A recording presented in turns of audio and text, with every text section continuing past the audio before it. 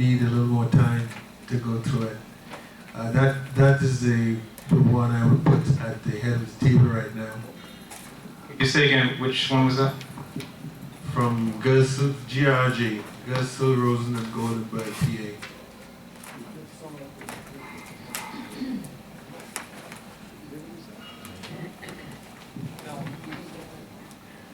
I think I got these things too late. The other one I got this evening, and I just got this one because I just saw the email from Brad.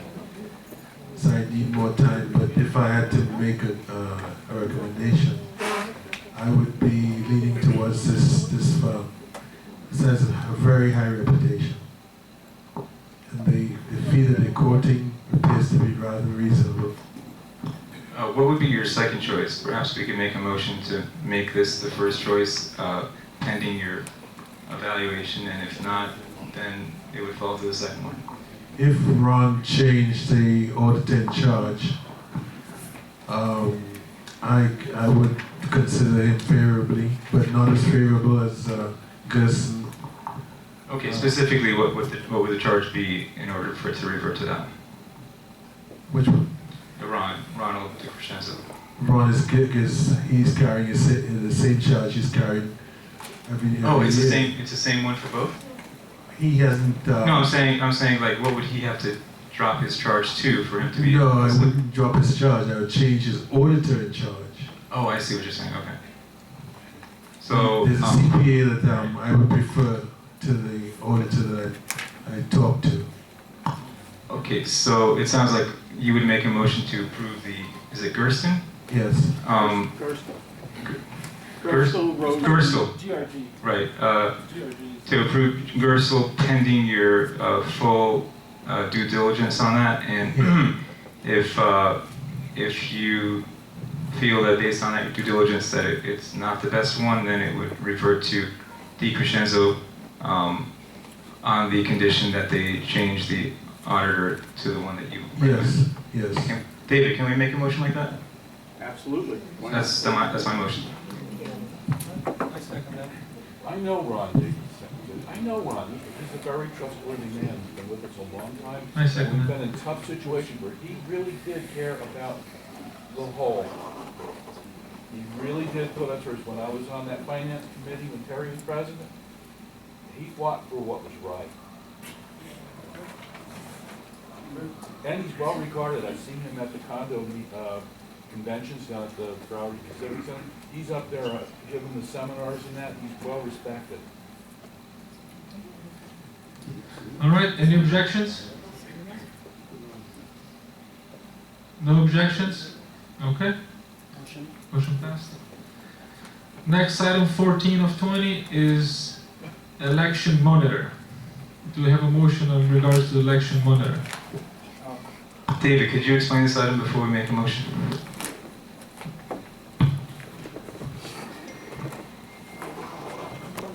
For the past few years, you've had a woman by the name of Nan Green monitor your elections. And once again, the board felt that she should be here to do the same once again. The cost is around $1,800. It's what she's charged for the last 2 or 3 years. So, any questions? Do you recommend we approve this item? Yes, I do. I would like to make a motion to approve hiring the same person that has done it before a few times.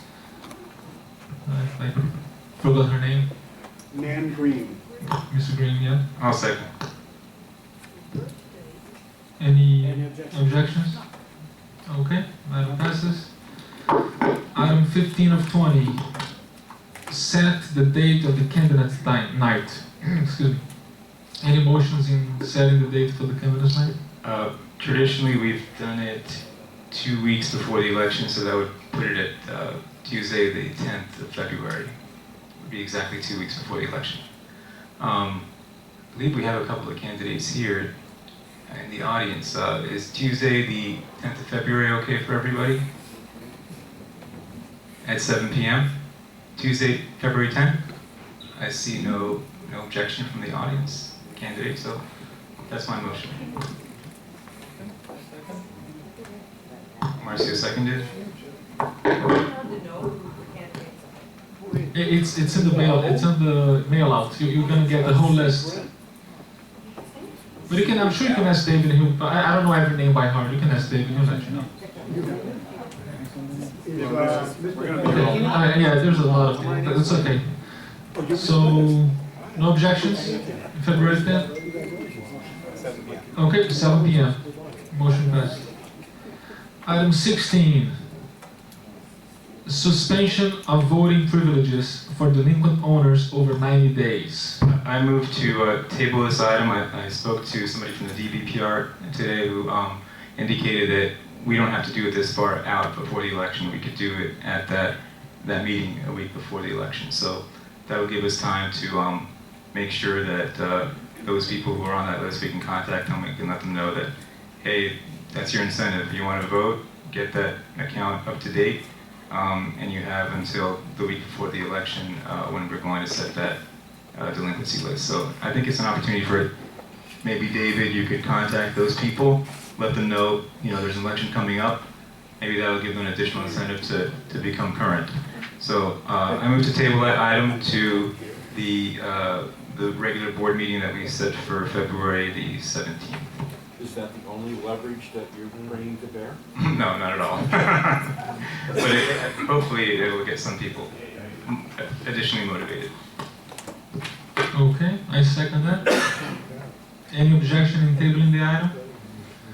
But remember, we're tabling the item, but the owners that are delinquent over 90 days, we're going to vote on suspending their voting privileges, whoever's on the list. Our next item on the agenda is the insurance policy renewal, item 17. Any motions? David, could you explain this one too?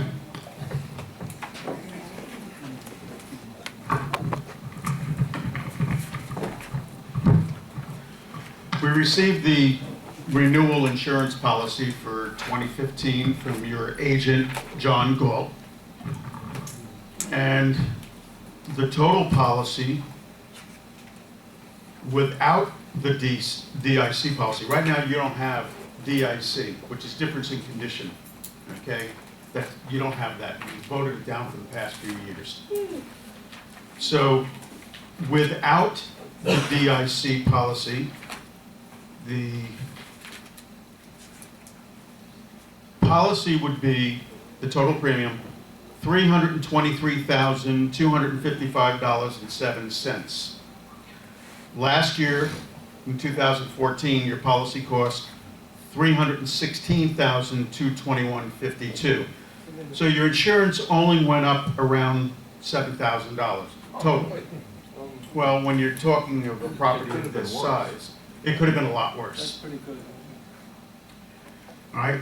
If you That's decide, 2%, right? They went up 2% from last year. well, 2%, that's what you yeah. say, I didn't figure out the percentage. Yeah, actually, it was 2.2. Now, if you decide to take the DIC policy, okay, the policy would go up about $3,600 more.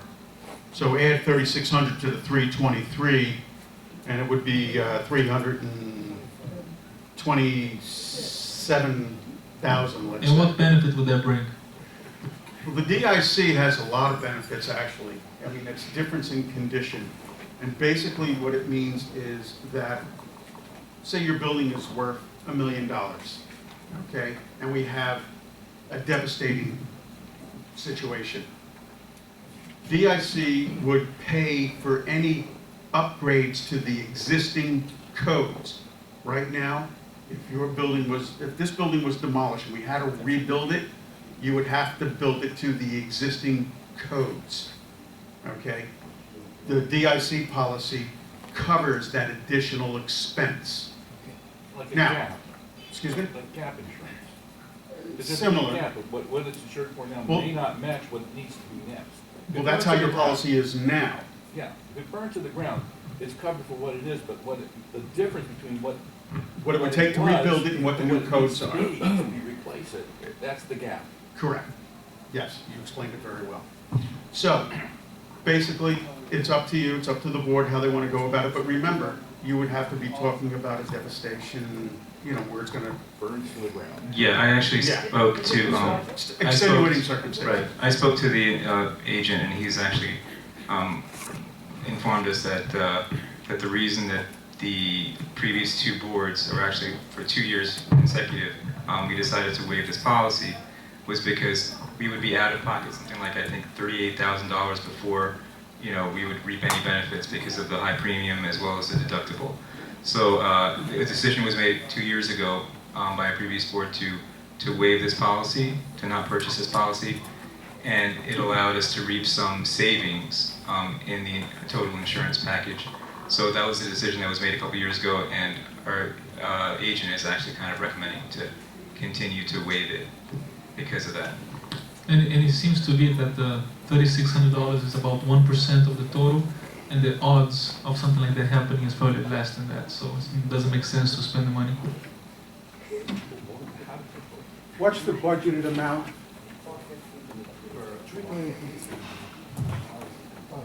It's about the 300. It's the same as what's being proposed, right? More or less. If I recall correctly, and I don't have the budget in front of me, but last year, the budget was like $386,000. Based on what the insurance agent told us to bump it up because of the possible increase, okay, I believe it's $424. It's about $30,000 more this year's budget. So we're going to be way under budget. Oh, absolutely, yeah. First, we have to finish discussion on the board, and then we open.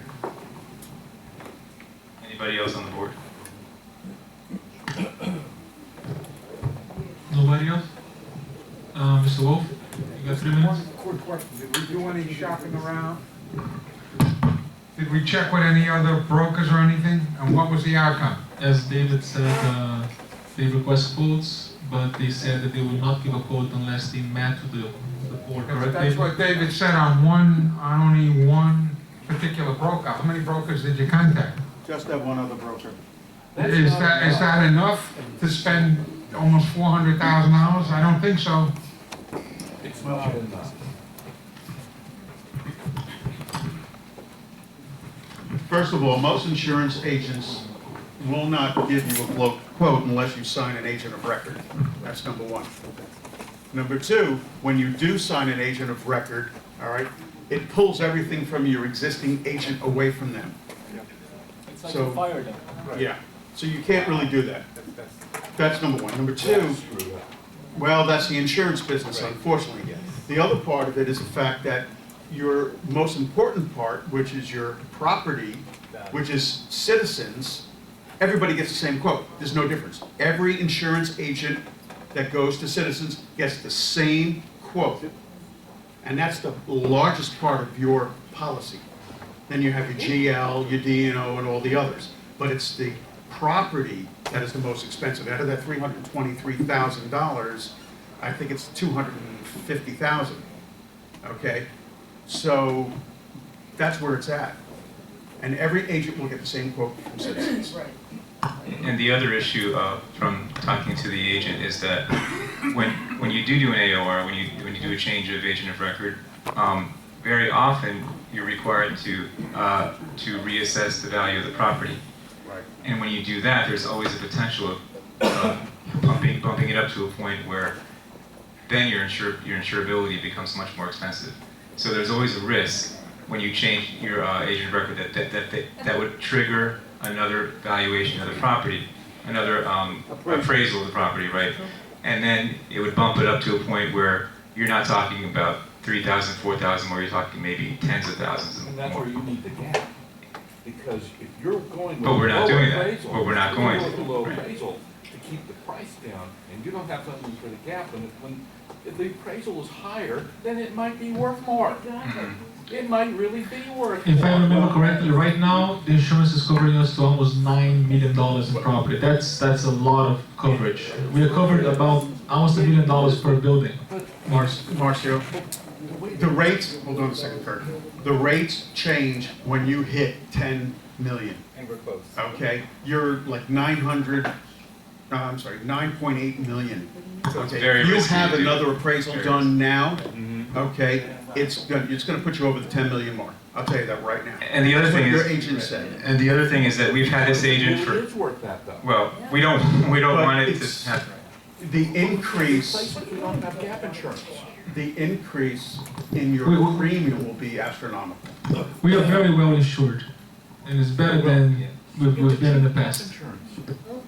The other thing is that I believe John Galt Insurance, which is the agent we have now, has been our agent of record for a number of years, going back 3-4 years. I can't remember. It's been a while, and that's the reason we keep renewing with them, because it makes sense. So that's. Is there? Okay, I guess there hasn't been a motion, so I move to. Any more questions? No more questions? All right. I'm done. I move to approve the policy without the DIC policy as we have in the past years, and to there was also a financing plan in here, but I don't think we need to approve that. That's administrative. It's the same thing that we've always done. So I just approved the package without the DIC policy as presented by John Galt. I second that. Any objections? No, Any renewing insurance? no objection. No. Okay, motion passes, no objections. Next item is item 18, employee compensation. Before we even go there, this is a closed meeting. So No. Wait. I move to actually, since you say closed meeting, I want to move to table this item to a closed meeting because I believe this may have been placed on the agenda in error. It should be a closed meeting. So I move to move this particular item, since it's a personnel matter, to a closed meeting. Is everybody available next Monday, February? Next.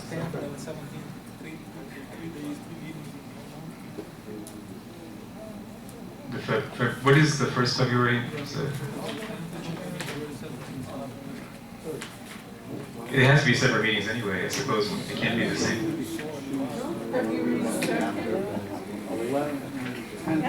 What's the, David? What is our? Is there any urgency to this matter? No, urgent, Okay. but it should be handled. I think it should be handled because I mean it was brought up at a previous meeting. You know that it is an issue that's been kind of like hanging out there, and I believe the sooner the better. My personal preference would be to do it this coming Monday, but that's my motion. If you want to change it, can we do it February 10th? Because there's already a meeting February 10th. what February? No, that's candidate night. We can't do it. Before that, after that, no. We can do a President's Day. You want to do it the 9th? I mean, wait a minute, the 10th. What was the 10th again, Dave? That was candidate? Okay. Tuesday. No, the 9th isn't. The 9th is good. We can do the 9th. That's a Monday. No, because it's not. David, is that an option? Could we do it after this meeting? After which meeting? After this current meeting? Since it was on the agenda? No, because it would have to be noticed as a closed I see. Okay. meeting. So how about the 9th? No, the 10th is candidate night. You don't have to do that. Okay. All right. So the 9th it is. I'll do my best to show up. Okay. February the 9th, that's a Monday, correct, David? Yes. At 7 p.m., my motion is to move this to a closed meeting for Monday, February the 9th at 7 p.m. We need a second. I second that. Okay.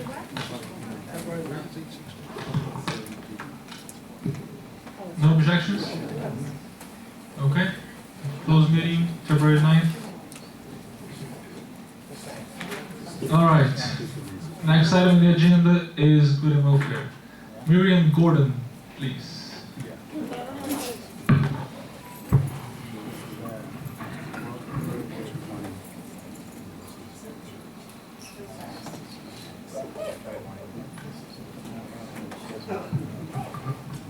I have two things that I need some answers from the board. One of them is the smoking issue in front of our building when you come out of the lobby. I gave David, David got a doctor's note, and I wrote you an email, but I haven't gotten a response from you. And I'm not saying let him to quit smoking, but move him out away where the air is circulating, because it doesn't circulate in the area where they sit down in the front of the building, and it comes into our lobby, and we're supposed to be a smoke-free building. There's no smoking. And the second issue I have is the ficus trees. That in the last meeting, we had brought it up, and if you notice against the wall on Inverrary Drive, where the ficus trees fit against the wall, half of them are dead. And in the last meeting, I was called a liar, that we're not responsible, but David, before he got sick, found out we are responsible, and that's what I was trying to tell you in the last meeting. Because he found out from Inverrary Association, said that we are responsible a couple of feet away from that wall for whatever's planted, not them. And that's can I get an answer, please, on both questions? And can David tell us what he found out about the ficus trees?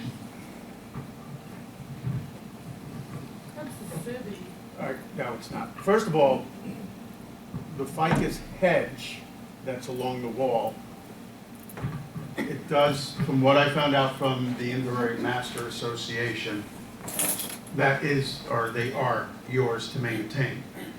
They are not maintaining it. So this is something that we're going to have to discuss with the current landscape company for them to go out and maintain those, because they haven't been. It wasn't part of the contract. We all thought, I'm assuming you all thought that that was part of the Master Association, but it's not. Regarding the smoking issue, that's something that we're going to have to address. It's going to be very difficult.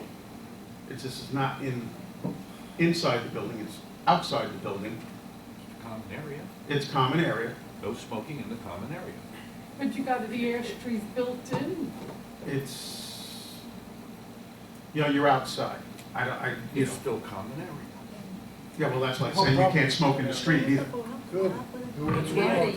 Take it outside. Enforce that. Or take In it any outside, case. close the window. It's something that the board will have to address at some point in time, Miriam. I gave a number of the board members, when you gave me those copies of that pamphlet that you had received, and I gave a few of them that booklet. It's just a matter of trying to address Can that. I say one more thing? It seems to me these people that are smoking in that area, when you come out of the building, it's not completely ventilated. And these people that are smoking there are coming out of their apartment because they don't want to smoke in their apartment. And so their apartments won't smell like smoke, but then we have to inhale that smoke. Maybe they're. And I don't want to inhale it. We're not obligated to breathe their secondhand smoke. How about air cushions or fans or something? There's got to be another creative solution to this. Well, that's what we have to look at. Because you can always add the air cushion that keeps the AC in and the out. Eventually, we're gonna have to address Okay. Maybe they smoking got issue. the doors Thank you, open Miriam. when they're smoking outside because you got the ash trees built right there. The next person is Tony No, I'm Gonzalez. just telling you. We put up smoking notices, you know what they did to it? They burned it. We got the benches right there. My problem is with the door, back door. I sent you an email a couple of weeks ago in reference to the back door, and that somewhere upstairs on the third floor, they keep putting the rubber, open the door. This goes on constantly every day. If I go out 3 times in the day, 3 times that door is open. Today, I was in the office all morning, and when I came back in the afternoon, what do you think?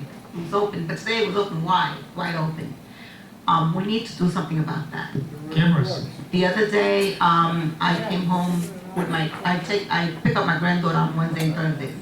Wednesday I came home and what do you see? Somebody jumping over that back wall. You know, and I got into words with the young lady. She walked right into the Beresford. Is that the one that's in front of me?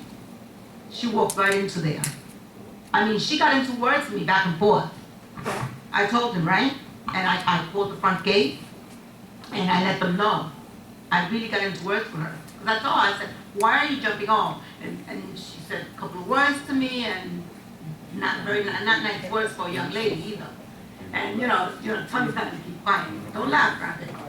And we got into words and I followed her all the way to where she was going. Because I wanted to know where she lived. So, I mean, we need to do something about this. This is very, very dangerous. No, I take it as a joke sometimes, but it's not a joke. Anybody can jump over that wall. Anybody can hurt somebody. You don't know who's jumping over that wall. Yes. You don't know who's walking in and out. That's right. That's very, very dangerous. We are the only gated community in Inverrary that doesn't have a secure wall with those metal things going across. Okay, well, And as long as people can use this property as a shortcut for pedestrians going northbound and southbound, because you can clear that wall, it's an attraction that no other community has. It's very, very dangerous, And no especially at camera night. is gonna stop it. You've got to make that Especially wall at night. impenetrable. It can't be the path of least resistance. It has to be the path of impenetrable resistance. And people can't go over the wall, they won't go through it northbound. I'm If sure- they can't get out of the community, they won't come through the gate because they can't get out. Exactly. I'm sure there'll be people that say you don't want to make it look like a jail and a prison either. No, we don't want to that do is that. cosmetic. No, We don't we wanna do have that. a right to live I agree. in safety and peace. Vote yes for the cameras And and the for that. camera's not gonna keep people out. That's putting Will the help. horse in front of the Well, cart. it will help to know where the lady went, who the lady is, who's leaving the door open, You've got who's to putting the stop mat that. in the door. The money you're So, spending on cameras needs to be put first to that gate, to that. all right, Tony, you got about 10 more seconds for question. That's it? Okay. The next person in the list is Mr. Mirror. Jerry Mirror. Occupancy.